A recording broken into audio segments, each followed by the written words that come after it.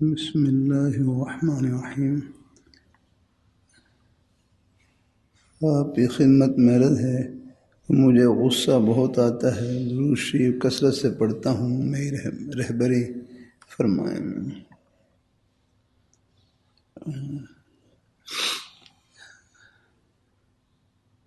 میرے حضرت جامع شفیع کے شیخ الحدیث حضرت صوفی سور صاحب رحمۃ اللہ علیہ سے ایک صاحب پوچھنے لگے مجھے غصہ بہت آتا ہے، تو حضرت فرمائے لگے غصے کا آنا برا نہیں، غصہ وہ برا ہے جس میں کسی پر ظلم زیادتی ہو، بس ظلم سے بچا کر۔ ہمارے حضرت مولانا سید حامیہ صاحب رحمۃ اللہ علیہ، ان سے ایک صاحب نے پوچھا کہ مجھے غصہ بہت آتا ہے، تو حضرت فرماتے غصہ بڑا سیاںا ہے، یہ کمزور پر آتا ہے، طاقتور پر نہیں آتا۔ یہ تھا فرمائے بس یہ سوچ لیا کریں کہ اللہ پاک کی ذات وہ اپنے بندوں کے ساتھ رحم کرم والا معاملہ کرتی ہیں، تو ہم بھی ان کے بندوں کے ساتھ یہی معاملہ کریں۔ بہرحال کبھی ضرورت ہوتی ہے، جیسے ماتحت عملہ ہے، افراد ہے، آپ کی انتظامی ذمہ داری ہے، تو وہاں کو تھوڑا بہت کہہ سن بھی لیں تو گنجائش ہے، کوئی ڈانٹ ڈپٹ بھی کر لیں تو گنجائش ہے، لیکن بس یہ ہے کسی پر زیادتی نہ ہو رہا ہے، اس کا خیال رکھا جائے۔ الحمدللہ۔ پھر حدیث شریف میں غصے کا علاج بھی آیا ہے،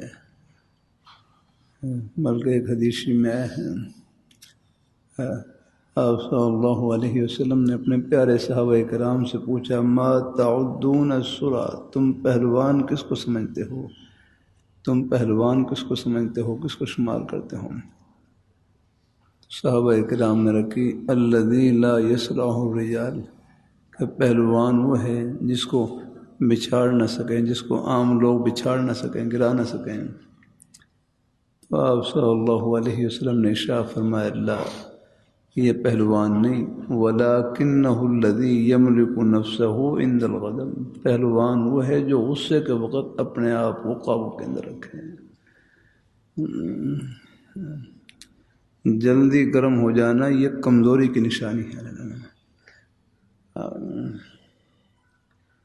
جیسے بہت سے نادان لوگ ہوتے ہیں، معمولی بات پر تیش میں آ جاتے ہیں، غصے میں آ جاتے ہیں، اور فون نقصان پہنچانے والی چیز ہاتھ میں لے لیتے ہیں۔ نہیں، یہ ان کی کمزوری کی نشانی ہے۔ پہلوان وہ ہے جو غصے کے وقت اپنے آپ کو قابو کے اندر رکھے گا۔ پھر حدیث شریف میں غصے کا علاج بھی آیا ہے، ایک حدیث شریف میں ہے کہ غصہ آئے تو اعوذ باللہ من الشیطان الرجیم پڑھ لیا کریں، اعوذ باللہ من الشیطان الرجیم پڑھ لیا کریں، ایک بار پڑھ لیں، چند بار پڑھ لیں، انشاءاللہ فرق آ جائے غصے میں۔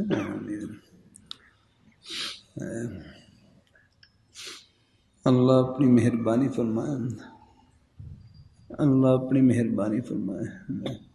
میں نے ایک جگہ وقت دے رکھا تھا، پہنچنا تھا، آگے جن سے وہ میں پہنچ گیا پہلے، اور آگے وقت بھی دے رکھا تھا بھئی آپ یہاں سے لینے کے لیے آ جائیں، وہ پہنچے نہیں۔ اب طبیعت میں بار بار ذرا ابھار آئے رہا، تو پھر میں نے بار بار یہی اعوذ باللہ من الشیطان الرجیم پڑھتا رہا بار بار۔ الحمدللہ صبح سے طبیعت ٹھنڈی ہو گئی، وہ ساتھی بھی آ گئے، آتے رہتے ہیں مختلف حالات۔ الحمدللہ پھر بھی کوئی ہو جاتی ہے بعض دفعہ بشری تقاضے کے مطابق، کوئی غلطی ہو جائے، کوئی اندازہ ہو جائے کہ مجھ سے زیادتی ہوئی ہے، اللہ تعالیٰ سے معافی مانگ لی۔ الحمدللہ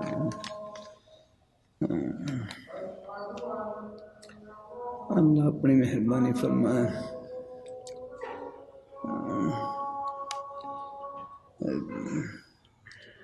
اللہ اکبر، اللہ اکبر۔ اللہ تعالیٰ اپنی مہربانی فرمائے، اللہ پاک کی ذات اللہ تعالیٰ اپنی مہربانی فرمائے۔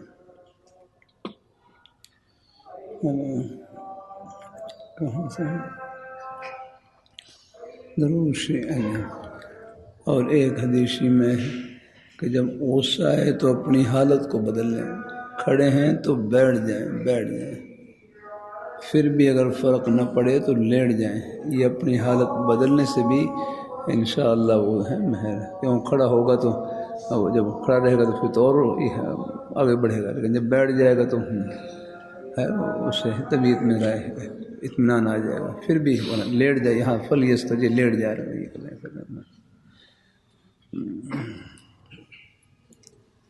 اللہ اپنی مہربانی فرمائے۔ چلو اذان کا آواز دینی مجلس جاری ہو تو جاری رکھنے کی گنجائش بھی ہے الحمدللہ۔ ہاں اگر فارغ ہوں یا کوئی اور مصروفیت نہ ہو تو پھر لمبی اذانیں ہوتی ہیں، اگر فون جواب نہ بھی دے سکیں آخر میں اکٹھا بھی جواب دے سکتے ہیں الحمدللہ۔ کیونکہ ہمارے مفتی منیر صاحب میں مکہ مکرمہ میں تھا، میں سے سوال وہ کہنے لگے جو لمبی اذانیں جو خلاف سنت ہوتی ہیں ان کا جواب دینا ضروری نہیں ہے۔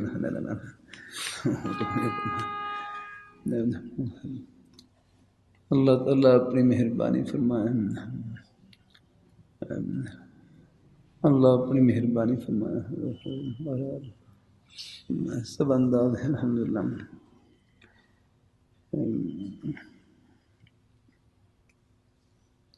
اللہ تعالیٰ اپنی بارگاہ مقبول فرمائے۔ بس یہ بھی ہے کہ چلو آخر مصروف ہوں تو آخر میں اکٹھا بھی جواب دے سکتے ہیں، چلو اکٹھا ہی جواب دے لیتے ہیں۔ ویسے تعلیماً تو خیر میں تعلیم نہ کر رہا ہوں، اگر میں دینی مجلس جاری بھی رکھوں تو پھر بھی گنجائش ہے الحمدللہ۔ اللہ اکبر اللہ اکبر اللہ اکبر اللہ اکبر، اشہد ان لا الہ الا اللہ اشہد ان لا الہ الا اللہ اشہد ان محمد رسول اللہ اشہد ان محمد رسول اللہ، لا حول ولا قوة الا باللہ، لا حول ولا قوة الا باللہ، لا حول ولا قوة الا باللہ، اللہ اکبر اللہ اکبر، لا الہ الا اللہ۔ ہم مختصر درود شریف پڑھ لیں یہ نماز والا، اللہم صلی علی محمد وعلی آل محمد وبارک وسلم۔ اب دعا پڑھ لیں، اللہم رب هذه الدعوة التامة والصلاة القائمة وآت محمدا الوسیلۃ والفضیلۃ وابعثه مقام محمود الذی وعدت انک لا تخلف الميعاد۔ اور ابو داؤد شریف میں ایک حدیث شریف آتی ہے، لا یرد الدعاء بین الاذان والاقامہ، کہ اذان اور اقامہ کے درمیان دعا رد نہیں کی جاتی۔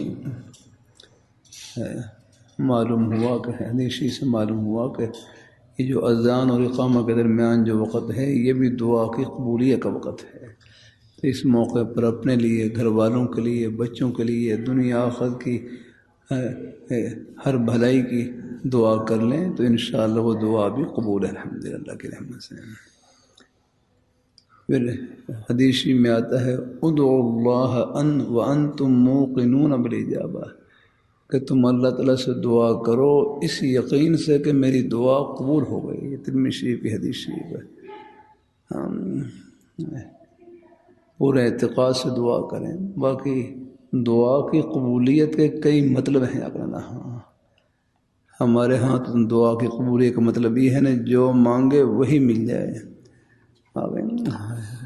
بیٹا مانگا بیٹا مل گیا، بیٹی مانگی بیٹی مل گئی، کوئی اور پریشانی کے دور ہونے کی دعا کی اللہ نے وہ دعا فرما دی، یہ بھی دعا کی قبولیت کا ایک مطلب ہے۔ لیکن دعا کی قبولیت کے اور بھی کئی مطلب ہیں، ترمذی میں ذکر ہیں۔ ایک مطلب میرے حضرت نے بیان فرمایا کہ جو مانگے وہ نہ ملے اللہ اس سے بہتر عطا فرما دیں۔ اللہ تعالیٰ سے دعا کی مجھے 2 روٹی مل جائیں، اللہ نے 2 رکعت نماز نفل پڑھنے کی توفیق عطا فرما دی، یہ 2 روٹیوں سے بڑھ کر ہے، کوئی اور نیکی کی توفیق عطا فرما دی۔ اللہ اپنی مہربانی فرمائے۔ اور کبھی ایسا ہے دعا کی برکت سے اللہ پاک کوئی آئندہ آنے والی پریشانی تکلیف ہے جس کا ہمیں علم نہیں ہوتا، کوئی حادثہ پیش آنے والا تھا، کوئی اور عارضہ پیش آنے والا تھا، اللہ دعا کی برکت سے اللہ اس کو ٹال دیتے ہیں، اس کو دور فرما دیتے ہیں۔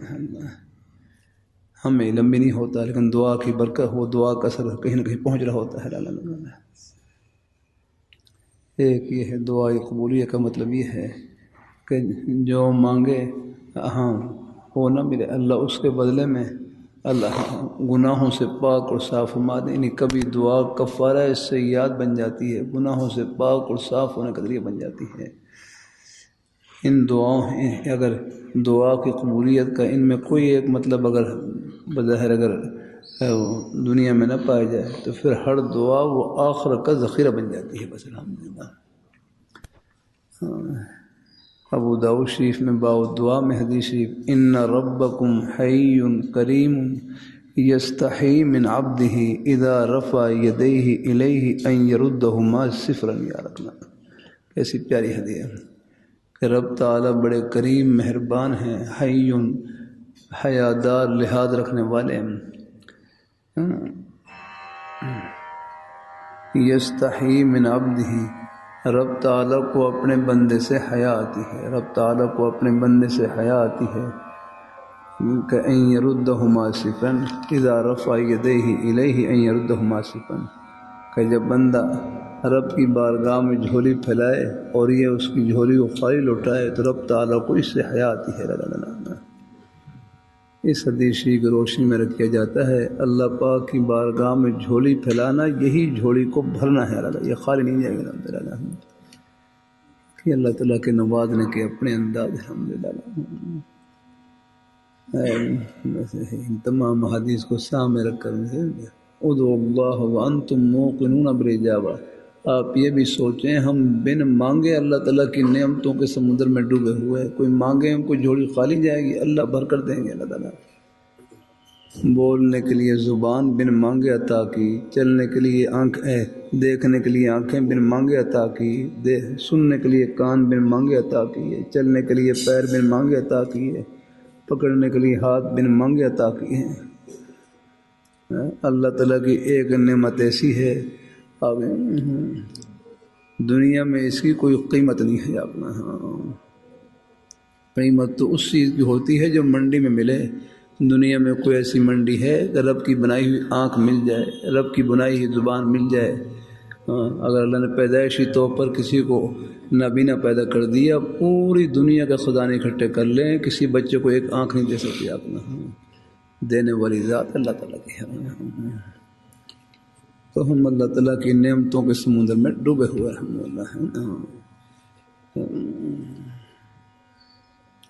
رب کا در نہیں چھوڑنا، ان کی بارگاہ میں جھولی پھیلائے رکھنی ہے، حالات جیسے بھی ہوں اللہ اپنی مہربانی فرمائے، بس ان کی بارگاہ میں جھولی پھیلائے رکھنی ہے الحمدللہ، اور ان کو مانگنا ہے۔ اس لیے ہمارے بڑے بزرگ فرمائے لگے پریشانی تکلیف میں تو اللہ تعالیٰ اپنے بندوں کا امتحان لیتے ہیں کہ یہ مجھ سے کتنا مانگتے ہیں۔ یہی مانگنے کا موقع ہوتا ہے۔ خوشحالی میں تو دعا میں شاید الفاظ ہی نکلتے ہوں، لیکن جب پریشانی تکلیف میں زبان سے ہی مانگ رہا ہوتا ہے اور دل بھی رو رہا ہوتا ہے۔ اس لیے پریشانی اور تکلیف کی ایک حکمت یہ بھی ہے کہ یہ توجہ اللہ کا ذریعہ بنتی ہے، اللہ تعالیٰ کے قریب ہونے کا ذریعہ بنتی ہے، مانگنے کا ذریعہ بنتی ہے۔ بہرحال اسی طرح غصے کا ایک علاج یہ بھی ہے، حدیث میں آیا ہے کہ غصے میں شیطان کا اثر ہوتا ہے۔ شیطان آگ سے پیدا ہوا ہے، آگ کو پانی بجھاتا ہے۔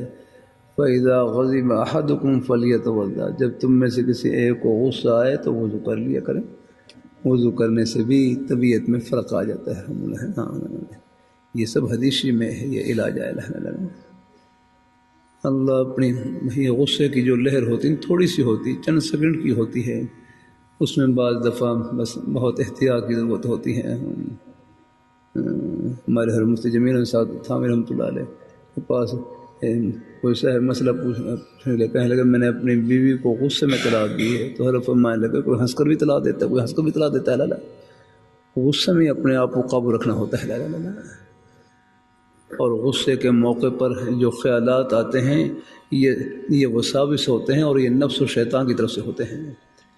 جو نفرت کے خیالات، جدائی کے خیالات ایسے موقع پر بھائی فوراً اعوذ باللہ من الشیطان الرجیم پڑھا کریں اور مجلس سے الگ ہو جائیں، تھوڑا سا آگے پیچھے ہو جائیں، کسی جائز کام میں لگ جائیں تاکہ دھیان بدل جائے۔ اللہ اپنی مہربانی ہے۔ یہ جیلیں ہیں نا، یہ غصے سے بھری پڑی ہیں، کس نے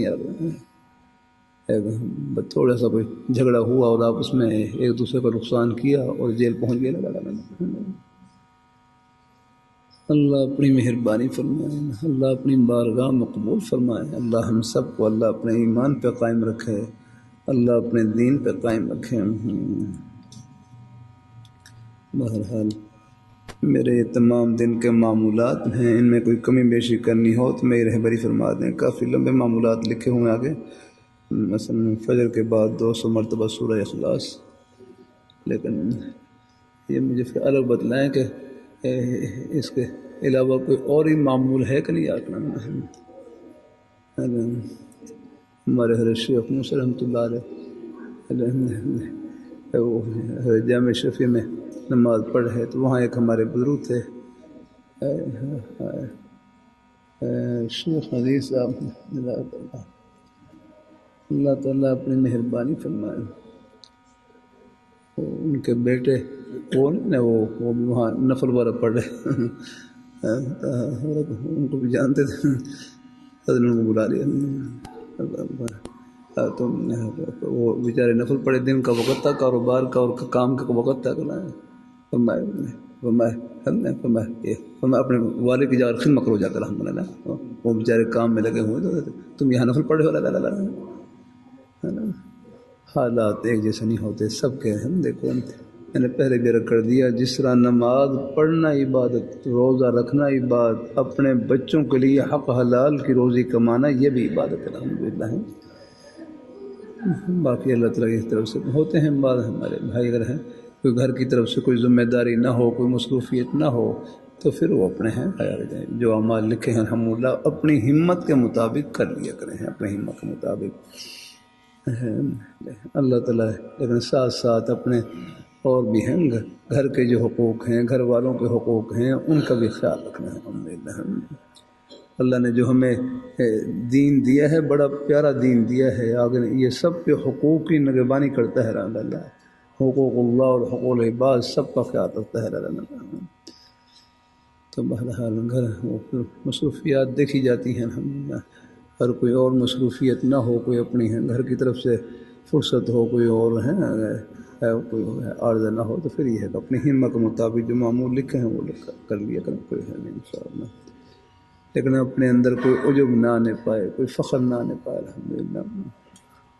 اللہ تعالیٰ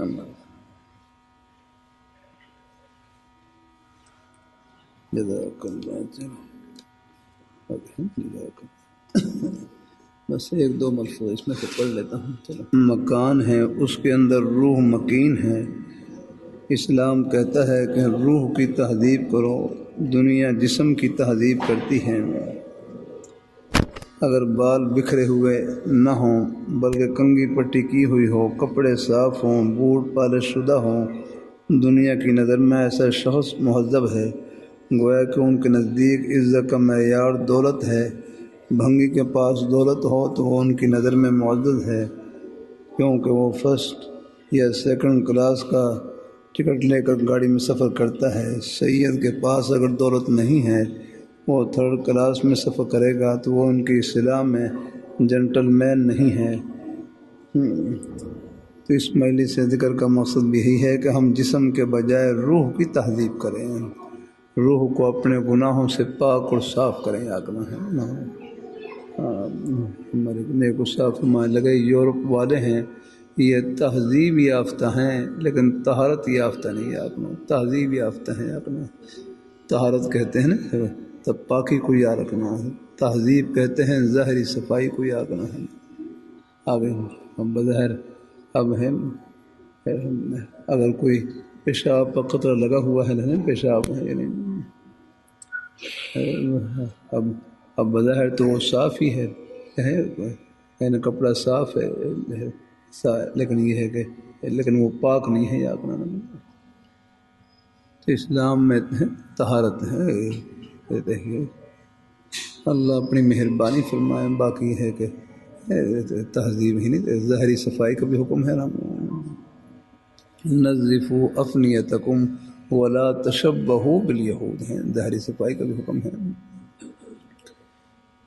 اللہ اپنی مہربانی فرمائے، اللہ اپنی مہربانی فرمائے، اللہ اپنے اللہ نے ہمیں جو دی ہے، دیکھو ہمارے پاس کیا ہے، سب کچھ اللہ تعالیٰ کی عطا ہے. اللہ نے ہمیں زندگی دی ہے، زندگی گزارنے کے طور طریقے بھی انہوں نے عطا کیے ہیں.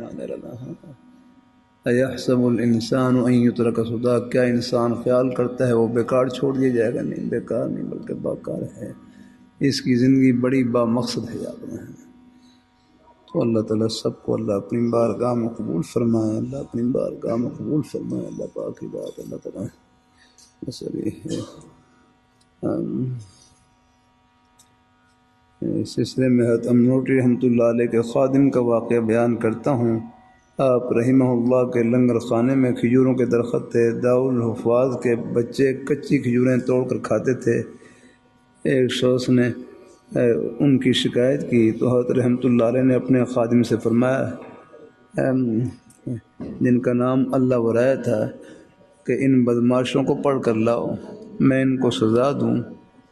وہ جاہل مطلق تھا مگر صحبت میں رنگ چڑھا ہوا تھا. بے ساختہ اس کی زبان سے نکلا، حضرت سب سے بڑا بدماش تو میں ہوں. اس طرح اس نے حضرت کی طبیعت کا رخ پھیر دیا اور خاموش ہو گیا. الحمدللہ یہ ہے، ان ایک صحبت کا اثر ہوتا ہے. اللہ تعالیٰ سب کو اللہ قبول فرمائے، اللہ اپنے ایمان پہ قائم رکھے، اللہ اپنے دین پہ قائم رکھے. اللہ تعالیٰ نکاح والے مہمان بھی ہیں جی، نماز کے بعد انشاءاللہ ہے، اللہ تعالیٰ نماز پڑھ لیں، اس کے بعد انشاءاللہ ہوگا. اللہ